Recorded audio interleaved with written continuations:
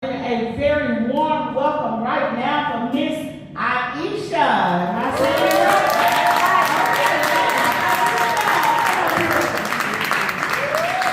Hello, everybody. I'm so inspired by her story, of course. And like men, for some reason, I had to hear our story, okay? And so, but I want to take you through a walk very similar to her. And this is my first time ever revealing, and I speak a lot, but never my own story. I'm always bumping up other people. But a lot of people don't know my background, and I come from the real streets of Atlanta, and it started off with a little girl who came to stay with her father's family, away from her mother and away from her father. And I'm brown skinned, but my cousins, they showed thought I was light skinned, okay? And they made me feel so insecure because they were battling their demons with their complexion. So in the household of being brown, with beautiful dark women, they made me feel like something was wrong with me.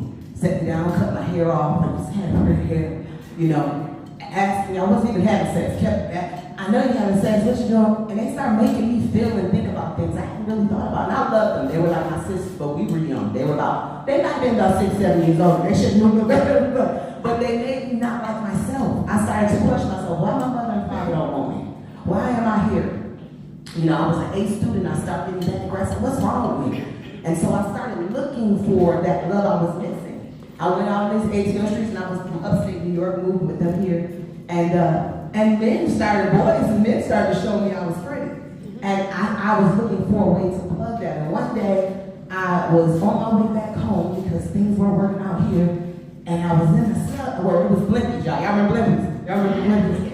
And I had on some boots at the age of 14 that should have been, what, about a 30-year-old. It was thigh-high, multicolored, yellow catsuit on, getting ready to go on the Greyhound. And this lady walked up to me and said, "What are you doing, pretty girl?" And I said, "I'm doing an American Falls News." She said, "Well, my friend want to talk to you." And took me outside. And his name was Sweet Tea. Big old joke. Talk. "You's a pretty girl. Where you work at?" I said, "No, I'm going home. I'm going to Niagara Falls." And he said, "Well, come with me. I got a place." And I was adventurous back then. You know, back when you're young, jumping in cars with strangers. Me and my girlfriend would jump in. He'd take me to the strip club, okay? "Hey, you can make a lot of money here." I'm 14. I said, "I'm 14. What would I be doing?" You know? And so he had me sit down there. In a week's time, I had a fake ID. It was a police officer that owned Fox Lady. I remember Fox Lady back in the 90s? Well, it was nice, okay. Back in the 90s, it was John, police officer, good guy. He said, "Don't tell him that you 14. You 18. I didn't know what I was walking into, y'all. So I go in here and I get a job at the strip club at 14 years old. I was a real good dancer. I was in a lot of dance for kilo, danced all over. So I'm in there dancing like I'm here just dancing now, like, and the girls are like, "We don't dance like that, baby. You should use I'm in here roboting and dancing and getting out there like, what you doing?" Okay. They're gonna put me in various classes. Okay. Like, you gotta get on the pole. We don't do all that. I'm like, oh. So I was like a trans girl, beautiful girl. Taught me how to work the pole every day after my little getting up. And I tell you, this transition of my life, you would think that I would feel more beautiful. Men throwing money, and I began to feel even worse. And got into the drug dealing scene, and life just began to change. But I had always been a little articulate because I come from a family of women who run businesses. And everywhere I went, a man wanted me to run something. "You gonna run the women." Well, my daddy was a real pimp, so I always knew I'm not selling my body, okay? And I didn't know the devil tricked me. I was selling my body, okay? But I kept saying, "I'll never do that." My daddy was a real pimp. You know, I went to stay with him. He had real ones, the ones that were real life. You know, so I knew that life. I'm like, that's not gonna be me. But I didn't know that dancing, while it's respectable when you do what you have to do, I did not have respect for myself. I was selling my body in that same way. And life began to get harder. And because I grew up in church, something kept saying to me, "You got to get out of this." It was getting adventurous like a movie, the things that was happening every day. Trying to hold on to not having sex for money and then seeing you in a club and saying, "You're my next ticket. I need you to run women. I'm not running women like that. I need you to do this. I need you to be in charge of the setup to run this store." It was getting to be a place where I didn't like myself. So I one day got a girlfriend job there, and her money started missing. And that was my opportunity. opportunity to get out. But I was living with this big time drug dealer. I won't say his name. A lot of us over here in this side town probably know him. And he was like, "You leaving? Oh, no, you ain't gonna stop working. We all work up in here." And I was like, "Oh, I'm leaving." So I walked down to the end of Ashby, and Ashby no more. Called a friend and said, "Come get me." Went to Alabama with my grandparents and prayed hard, because even at that time I was 15. I said, God, I don't know what to do. I like money, but I gotta figure out another way. My girlfriend said, "Hey, I got an idea for you. I'm going to this military school. Come with me." And I went to a military school. I wasn't supposed to get in, but God made it where I was an alternate and got into that school. I got away and my mind changed. I could run faster than most of the girls. I could do push-ups. I was girly. I was like, I could do all this. And I realized it was something special about me and had nothing to do with the exterior of beauty. It had nothing to do with my body. It was my brain. And I said, I have to change my life. So I ended up graduating at 16. And when I graduated, I went into the military, and I met a boy in that class, in that military school. And I married him at 17. And this was the love of my life, because I'm in the school, I'm safe. This is a good guy. He has a mom and a dad. They have good jobs. I'm safe. This is a good guy. And at 17, I married him. He went in the Army. I went in the Army. And about 4 months later, I'm pregnant. Same month as my daddy. My daddy died right before this, so I'm thinking this is a blessing. He's born 6 days before my dad's birthday. And right after I have this baby, this boy who was my soulmate begins to beat the crap out of me. I'm talking about beat the life. When you say strangle, he hung me up with a phone cord. I don't even know. One of my friends broke a window to get me out. You saw God has a calling on your life. And then I didn't know that you hung me up, closed the door, and I wake up in the hospital because she broke the window on my baby's porch. This man tied me to a steering wheel and put it in go to let me go down and heal. I went to somebody's house instead of the hill and was still alive, but I still didn't think God had a plan for me.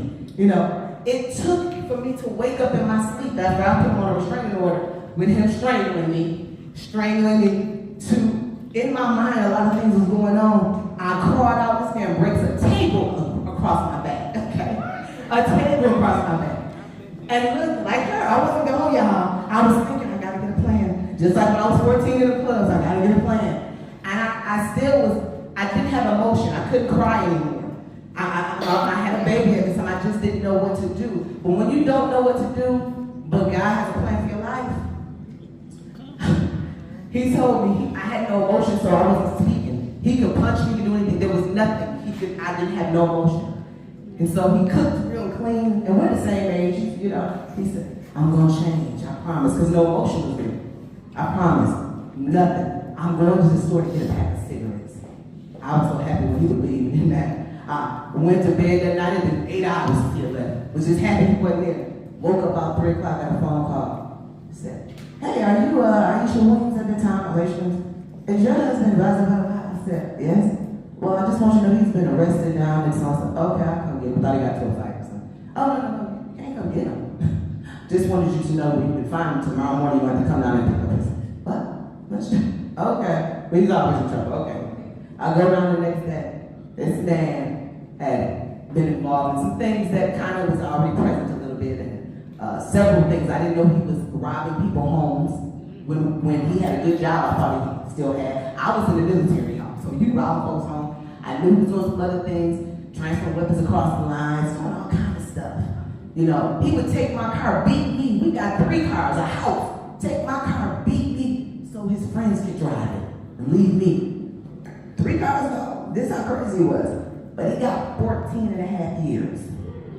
And God still was in my mind. I love him. I'm in court like, please don't take him. Crazy. One mind saying take him, the other mind, please don't take him. 14 and a half years, y'all. Here I am, free. But don't know I'm free. Still writing them, still letting them call the house, free. Don't know what to do, don't know how to love myself, don't know what to do. And I come from confident women, so I come from a daddy who taught me. But I come from a broken home. See, in our community, we don't know we come from broken homes because we so used to thinking what's normal was right. And it's not, y'all. So we so used to, well, mama raised her by themselves, and so we get so used to it, we don't don't know working in broken homes. So I didn't know that although my father was active in my life, that life I had was not right. That's why I was living with my mom. And so I didn't realize that. But I had been broken since a kid. I was already feeling left out when my father left me. I was already feeling left out when my mother blamed me because he left. You know, I was already feeling left out when these cousins, who I love now, didn't understand why their family is giving me so much love. So I was broken, and the first time in my life I had to stand on my own. So I ran to church because that's all I knew how to do. And God began to work on me. And when I tell you, when people talk about nothing, me and my baby lost that house, would sneak back inside, got foreclosed, every car I had got picked up. I had nothing, and I was in the military. I was a PFC. I had no money, negative. They froze his accounts. There was nothing. When I tell you, when I walk into places now, people think I think I'm all that. I laugh all the time. I'm a hood girl. Why you think I'm bougie? I come from the hood, baby, okay? I come from nothing. So I laugh when people think I'm so uppity and I come from nothing. And what I did is I said, if I have a child, if I have somebody, I'm never going to let life turn out. My oldest son was my motivation. I got in the military. I knew I wasn't staying. I said, God, I got to do something. I went into that actress, a writer. I was always writing. I had did some modeling in my life, and I was like, I'm going to get back to that. And when I got to the military, I said, hey, I'm going to open up this agency. I remember what they told me. And that drove me, this business of mine drove me to begin to build a life for my son and myself. And so in 11 years, I built a business coming from having a negative account all the time, going to check cash in places, to having a business and employees put money in other people's pockets. And every time I walk in a room and somebody think I'm bougie, I say, thank you, Jesus, because I know where God will bring me from. So I don't care. It's nobody low, it's nobody high, it's just who we are. We are where we are. Shell of a woman, we are all a shell. Don't ever give up on yourself. I have been in the lowest places, but God will always bring you through. Your tragedy is your blessing. Find where the blessing is in that tragedy. And I thank God for Tina. I thank God for this because this is my first time ever revealing I was a straight shake dancer. Okay, yes. Tell me the whole world. They know me now. I had another name. I see him. I run into my folks sometimes.